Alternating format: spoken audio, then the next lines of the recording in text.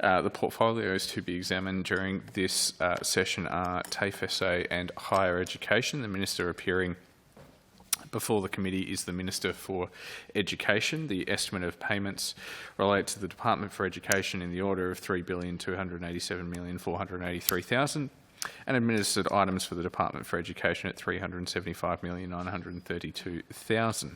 I advise that the proposed amendments just mentioned remain open for examination. I call on the Minister to make an opening statement if he wishes. Introduce the changes to officers who are present. Joining me at the table is David Coltman, who is the Chief Executive of TAFE SA. Behind David is Michaela Welby, the Chief Financial Officer of TAFE SA. Behind me remains Chris Bernardi, the Chief Financial Officer, I should say. I just nearly gave him a terrible punishment. The Chief Financial Officer for the Department for Education. Behind Michaela and David is Claire Fezcek, who's the Director for Further Education and Pathways within the Department for Education. The only opening statement that I would like to make beyond that is to extend the recognition, I think, that I gave to school and preschool and early childhood educators earlier in the session, earlier today, for the extraordinary way in which they adapted to COVID and supported learning by our students and our littlest learners over the last 18 months, and particularly through a period of lockdown. I'd like to extend that to David and his team in TAFE SA, along with the other non-government RTOs, obviously, and our universities here in South Australia, who have had significant levels of disruption, but who have attended to that disruption with, I think, a response that has been outstanding in supporting continued learning and continuing to build the skills in a higher education, further education pathways that our South Australian students need. Opposition to make an opening statement if they wish. No opening statement, Chair. No opening statement. There being no opening statement, I call on questions from members. The member for Wright. Thank you, Chair. Thank you, Minister, and welcome, Mr Coltman. Budget Paper 4, Volume 4, page 80 and 81. Minister, can you rule out any further cuts to TAFE courses or campuses?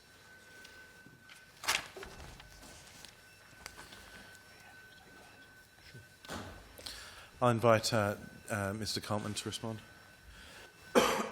Thank you. TAFE SA has a 5-year training profile that has been developed and aligns to the government's priorities, a board-approved training profile that will see some changes to program delivery. Changes occur as a result of changes to training packages, which are national changes, changes to demand and changes to industry requirements. We anticipate growing our regional delivery, growing foundation programs, seeing increased numbers of apprentices and trainees, and also supporting vet and school delivery. And so that may necessitate some changes of courses in coming years. At this stage, there are no plans around campus changes.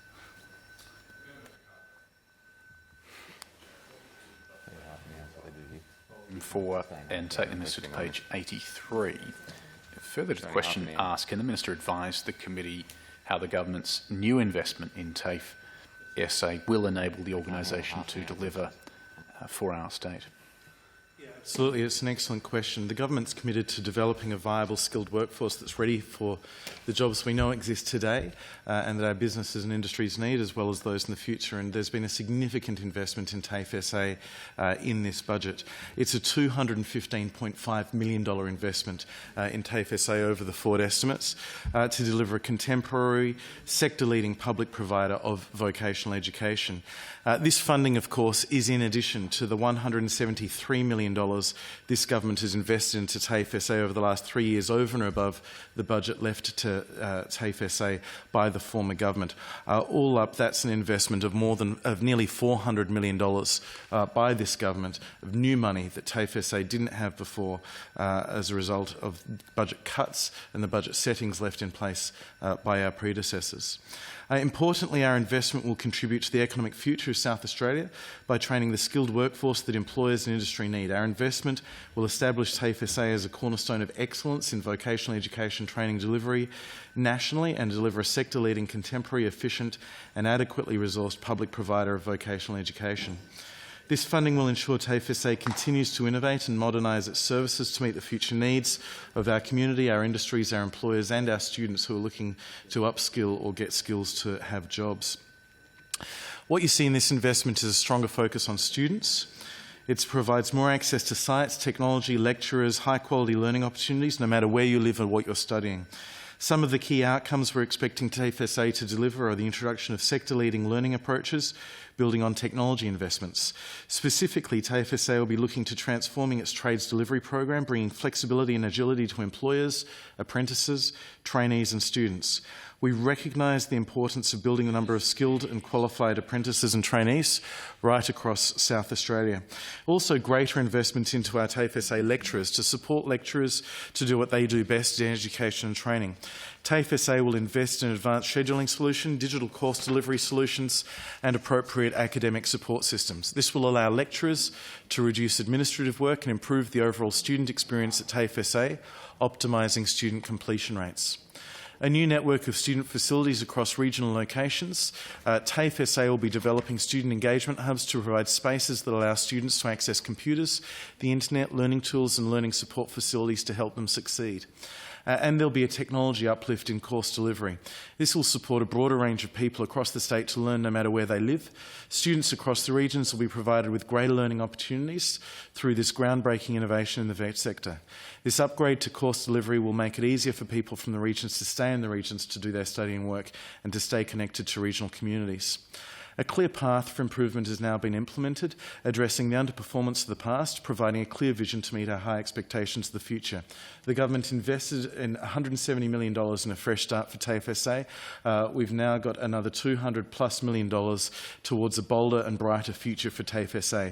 TAFE SA has worked so hard over the last 3 or 4 years to regain the confidence of industry, reviewed the programs it's offered, established itself as a benchmark for quality by meeting all national training quality requirements. The transition from a situation where 16 out of 16 courses were unsuccessful in their audit to a transition where 2 years later a 7-year reaccreditation by ASQA has been nothing short of breathtaking, and it's focused on quality. We now have a focus, and we appreciate the work TAFE has done to improve its operational accountability and sustainability, and TAFE SA has significantly increased the learning opportunities for apprentices and trainees across the state. I commend TAFE SA for that work, and we were working very hard in TAFE SA to ensure all South Australian students have access to the training they need, all South Australian businesses and industries have access to the workforce they need. Chair, Budget Paper 4, Volume 4, page 80, Minister. The 73 job cuts that I believe have been foreshadowed in this budget from TAFE, do we know where they will come from or which staff will be cut? To be clear, the 73 number that the member refers to are the same jobs that were cut in 2017 by the former government's budget allocation then. 73, in fact, represents a dramatic reduction in the job cuts that would have been required if the budget settings were left unattended to. An investment of an extra $200 million plus has significantly reduced the stress on TAFE SA in terms of what its savings need to be.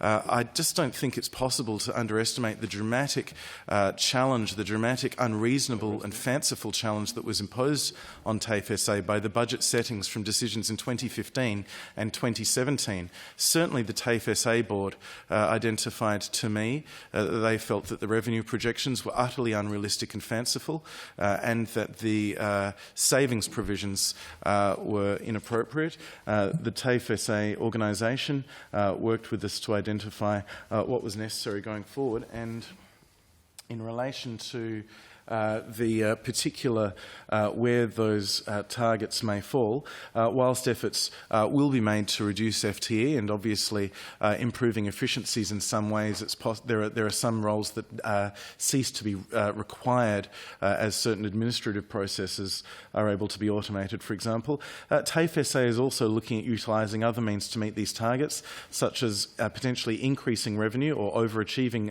revenue or containing costs through reduced expenditure to meet those targets. The member for Wright, just for one more member for Frome, and I'll come back if that's okay. Member for Wright.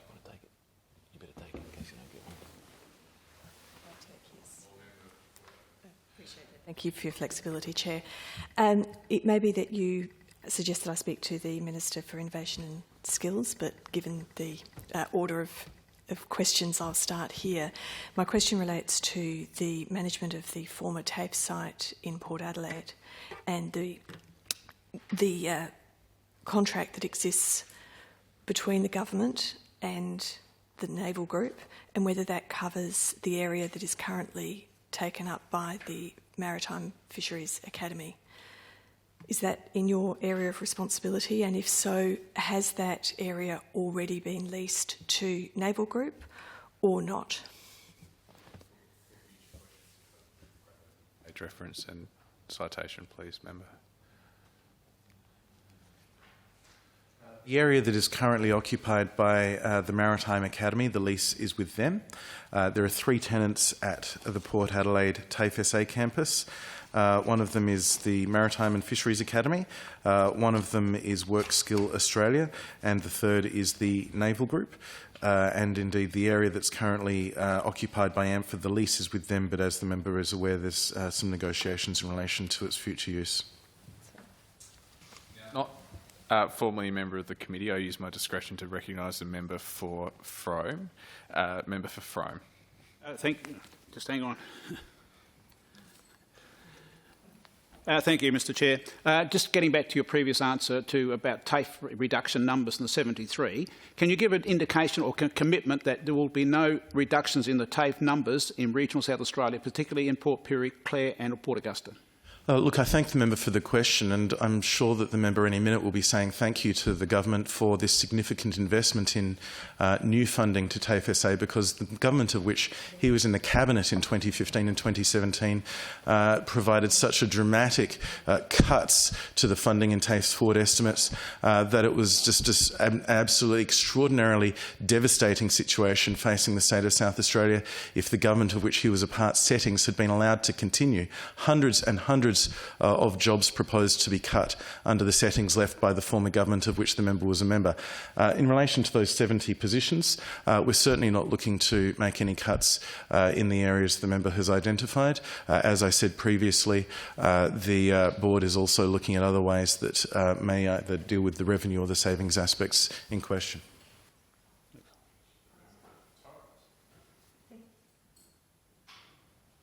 Minister, what plans are there for the future of the Gillis Plains TAFE?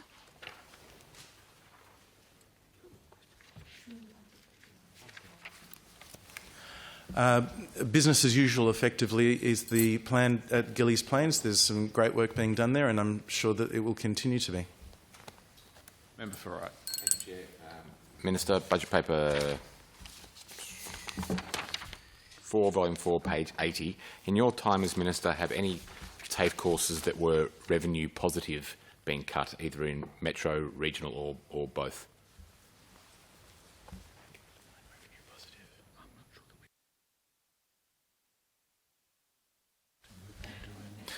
I'm not meaning to be cute, but there is a body of work that's been underway for some time in terms of identifying the cost of programs, and I'm not aware of any programs that would be described accurately as revenue positive.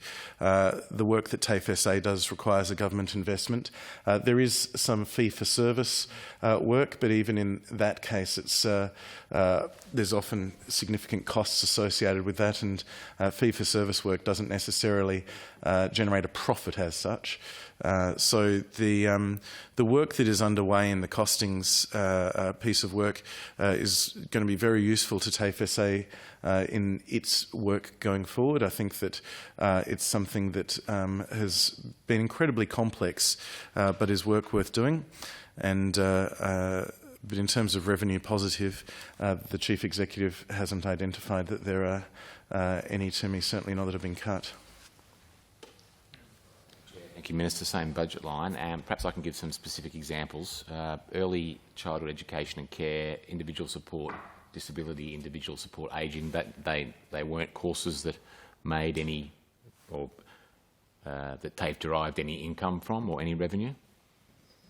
There's a difference between what was described before as revenue positive. I assumed you meant that it cost less to deliver than the money that was supplied to TAFE to deliver it. Let's say income then.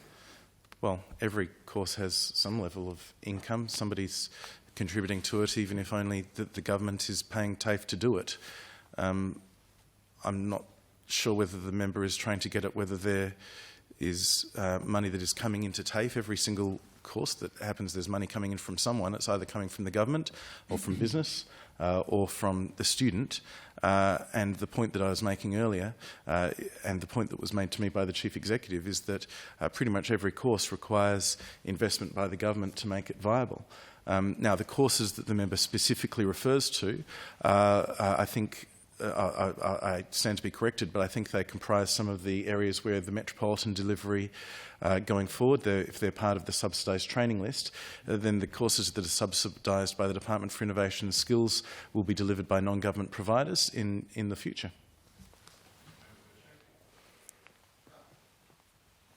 Thank you, sir. Budget Paper 4, Volume 4, page 83. Minister, would you please advise the committee how TAFE SA is supporting our regions to ensure skills training is aligned with their regional needs? Yes, I thank the member for the question. This is very important because in as much as the training profile in the metropolitan area is adapting slightly, we are very eager for TAFE SA to increase and expand its offerings in regional South Australia on top of the already strong presence that it has, particularly working with local businesses and communities to address skills requirements. So regional engagement is proactively taken in alignment with relevant industry sectors. From the 1st of July 2020 to the 17th of June 2021, 249 courses were delivered to approximately 13,974 students across South Australia's regions. The three qualifications with the greatest numbers of enrolments in regional locations in that financial year were the Diploma in Nursing, the Certificate 2 in Automotive Servicing Technology, and the Certificate 3 in Individual Support Ageing. TAFE SA's educational staff travel across regions and between campuses and learning sites, including workplaces and community venues, to deliver VET to regionally based students and regional communities. As at the 18th of June 2021, approximately 19% of all TAFE staff, excluding hourly paid instructors, casual and weekly paid staff, were based in regional South Australia. TAFE SA's property portfolio comprises 26 campuses and 16 training locations in regional communities. 3 major infrastructure upgrades occurred in regional campuses, including the Mount Barker Campus Student Hub and Community Library and its Learning Resource Centre, which I know the member for Carville will be familiar with. In Murray Bridge, the Learning and Innovation Hub, and in Mount Gambier, the Digital Efficiency Program. In addition to these projects, TAFE SA was successful in attracting $4.48 million of federal government funding under the Revitalising TAFE Campuses Across Australia initiative to undertake the following projects to support regional delivery: a program to improve quality teaching and learning through improved digital technology in regional South Australia, and expanding digital campus initiatives across regional hubs in Berry, which I'm sure the member for Chaffey would be pleased to hear, Mount Gambier and Whyalla.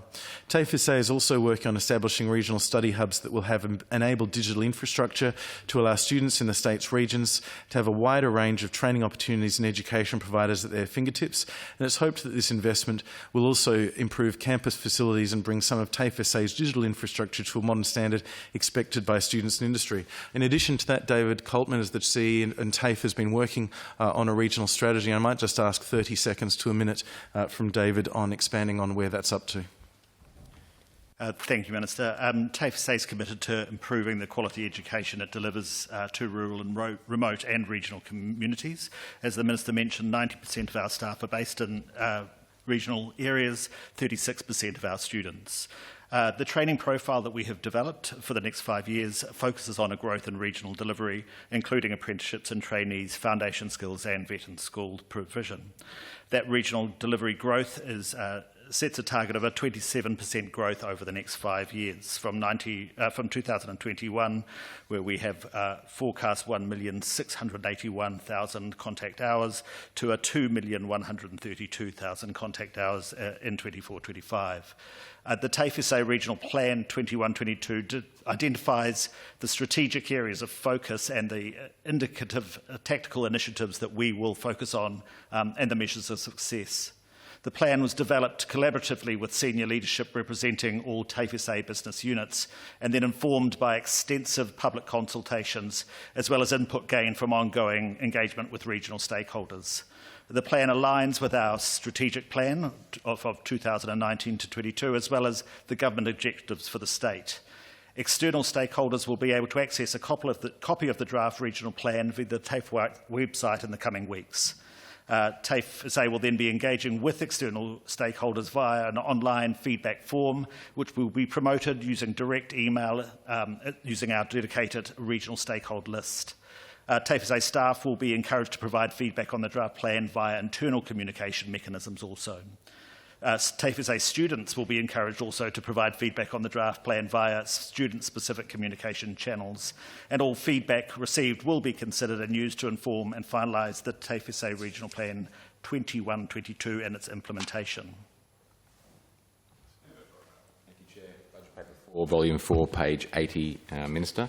Is there equipment that was purchased by or for TAFE for use in automotive courses that is now being kept in storage?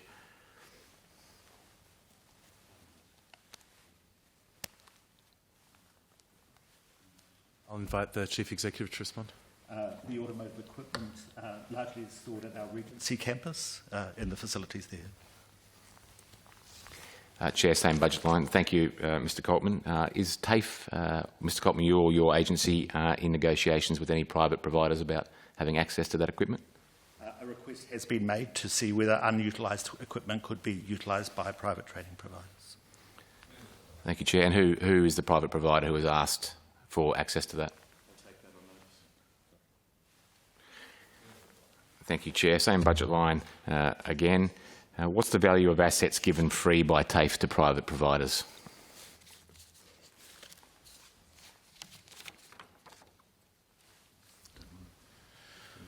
We're not aware of any. Thank you, Chair. I did believe, I thought in previous answers, possibly in this committee itself, that we have spoken about the use of TAFE facilities elsewhere, that private providers, surely they have some kind of monetary value.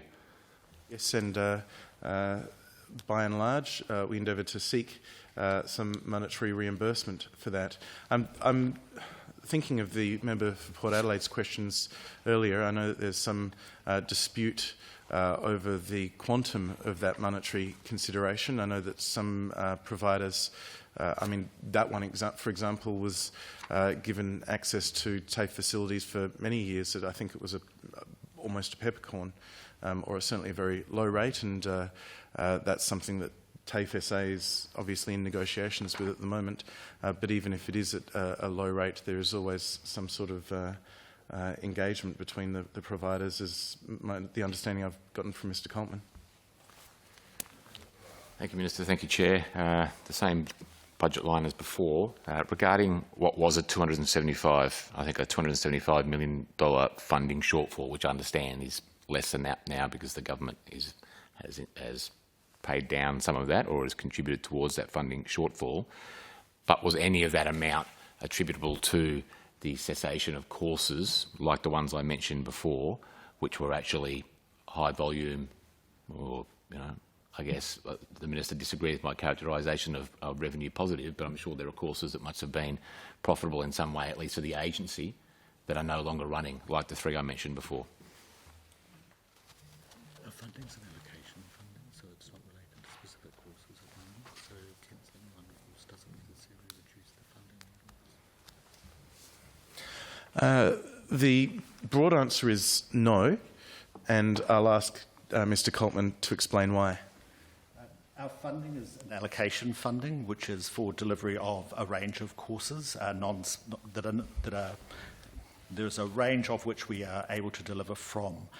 So where a high volume or high cost course is delivered, that comes from the allocation rather than there being a specific funding level for a specific course. So ceasing one course, as long as we there isn't a relative reduction in the funding, which there hasn't been at this point for those course withdrawals, then there is no direct loss for the agency. I think that the source of the funding shortfall that you may be looking for sits in the chair of the member for West Torrens when he was Treasurer. Thank you, Minister, and thank you, Mr Coltman. And referring to the answer you gave there, is there not, though, because of those changes and the cessation of those courses, a reduction in training hours? And doesn't that have an effect then on the size of that funding shortfall, which is in some way attributable to the number of courses and training hours which have been cut? Training hours go down in some areas, it goes up in others, and TAFE SA, as has been previously stated in the answer before last, is refocusing particularly its delivery in the regions. Thank you, Chair. Thank you, Minister. And in reference to that answer, Minister, overall, are training hours up or down, taking into consideration the areas that TAFE has withdrawn from, particularly in metropolitan Adelaide? I'll take it on notice, but bear in mind there's also been some impact from the pandemic, both this week and also for substantial sections of last year. Thank you, Chair. The same budget reference, budget paper 4, volume 4, page 80, Minister, and a question about the hairdressing course which had been offered in Whyalla. I was wondering whether you or perhaps Mr Coltman could share with us the justification for ceasing that course and asking people to, or certainly as the case is now, asking people to travel in some cases to Adelaide to do what I understand was a successful and quite in-demand course previously.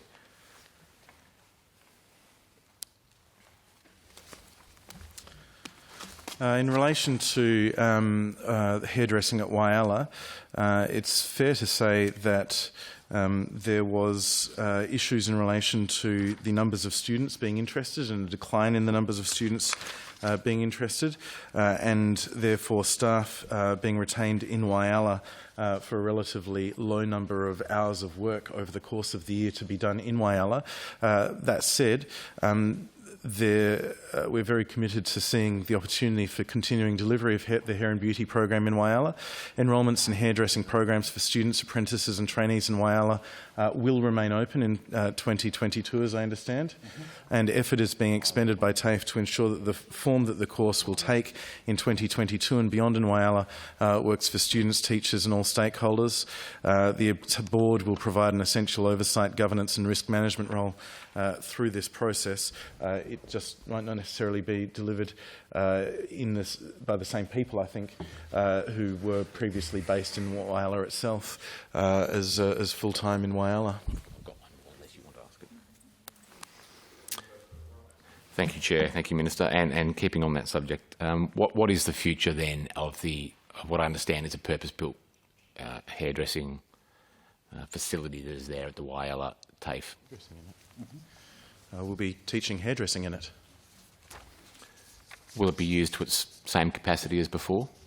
And if so, how is that the case, given that you're... The issue that started with the changes there was because there was a decline in demand from the number of students seeking to do hairdressing was reducing. We've been working to attract extra numbers, indeed, and to this point that hasn't been successful. But if we can attract a larger number of people to do hairdressing, then I have every confidence TAFE would be utterly delighted to deliver it to the same capacity. All right. Thank you, Chair. Minister, same budget line. What do you have to say to TAFE staff who are no doubt worried and very keen to find out whether or not their jobs are at risk in terms of the positions that will be axed or cut, however you'd like to refer to it? Do you have a message for them? Yeah, I do. I think it's really important that TAFE is and continues to be the outstanding public provider.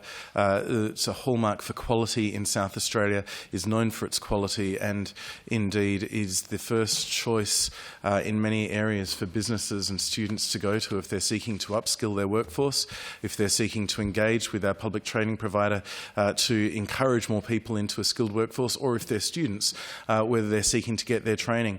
TAFE's not the only quality provider in South Australia. There are a number of great providers of training in South Australia, non-government providers who make a great contribution. But South Australia has an incredible story to tell right now, where we are the #1 state in Australia, the #1 jurisdiction for increases in traineeship commencements and apprenticeship commencements. We've had issues in the numbers from completions because, of course, it starts 4 years ago, and the numbers weren't so good in 2016 and 2017, and so that's washing its way through the system. And in the years ahead, that's only going going to increase. And it's been because this government has invested hundreds of millions of dollars, both in the TAFE SA organisation and the training sector as a whole. It needed to. The training sector was being denuded by the former government, and it wasn't just about the 2017 crisis in the confidence in the capability of TAFE SA that led to the capability review for Moran and Banikoff, that led to the Nous review into the TAFE SA structure, that led to the chair of the board being released of his responsibilities by the governor, and the chief executive of TAFE SA at the time having to fall on his sword and resign. It wasn't just to do with that. The budget decisions that were made in 2015 and 2017, the 2017 mid-year budget review, placed absolutely implausible impositions on TAFE going forward. And these were long-term decisions that were made that were really starting to cut into TAFE in the last couple of years as a result of the budget settings. Now, in the first 3 years of the Marshall Liberal government, we invested a further $170 million into supporting TAFE to be able to deliver on its fresh start. And in this budget, we've invested for more than $200 million over the course of the forward estimates, over the next 4 years, in both bringing to a more realistic appraisal of the revenue assumptions and, critically, relieving TAFE of some of the extraordinary cuts that were imposed by the former government in its last series of budgets that would have, if not relieved by this government, seen hundreds and hundreds of people lose their jobs and TAFE SA less able to respond to the training needs of South Australia. I'm so proud to be part of a government that has invested nearly $400 million extra in TAFE SA to support the training delivery in South Australia. I'm proud also to be part of a government that has seen commencements of apprenticeships and traineeships rise at a time when around Australia they've been falling, and part of a government that sees TAFE SA as the #1 provider in terms of increases in commencements for traineeships and apprenticeships out of all of the TAFEs around Australia too. So to those people working at TAFE SA, I'd like to thank you all so much for the opportunities that you give the students that you serve and the work that you do to ensure that our businesses and industries in South Australia have the quality of the trained workforce that they need. To those TAFE SA workforce, the work you're doing is tremendous, and we're investing in the work that you do. The supports that we're giving to the work that lecturers do, I outlined at some detail earlier on in the session, but I'd encourage them all to go back and view that Hansard as well. And I thank them for that work, and I'm sure that they are glad that this government has invested $200 million in this budget alone into the TAFE SA organisation so that they don't face some of the dramatic cuts that they might have faced if left to the budget settings of the previous government.